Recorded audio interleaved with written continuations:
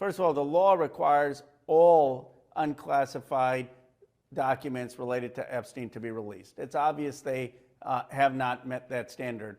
Blanchard himself admitted that they only are releasing a few 100,000 documents, and the rest of the documents they will be releasing in the weeks ahead.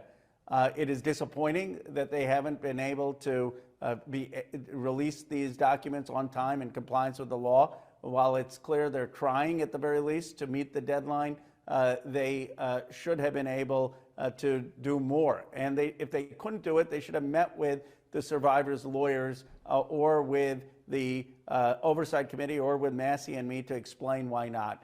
But at this point, what we need is a clear timeline of when the rest of the documents will be released and an explanation for why they did not release all of them today. The second thing is that some of the documents, I've just been scanning them, have very heavy redactions. This including documents for which judges ordered released, like the grand jury testimony in New York. They owe the Congress and the American public an explanation for every redaction. That I didn't see published on the DOJ page, but the law is very clear that any redaction has to be justified in writing. They need to do that.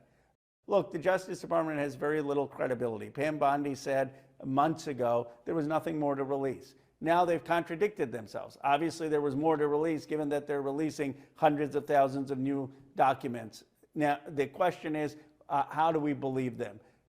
We know from the survivors' lawyers who've seen a lot of the files what are the key documents. Obviously, we can't be sure if it's fully comprehensive, but there are a lot of survivors' lawyers who've seen many of the key documents. There are many survivors and survivors' lawyers who know some of the other rich and powerful men who were on Epstein's rape island, who want those names out there, who know other men who trafficked in women or in some cases even abused women.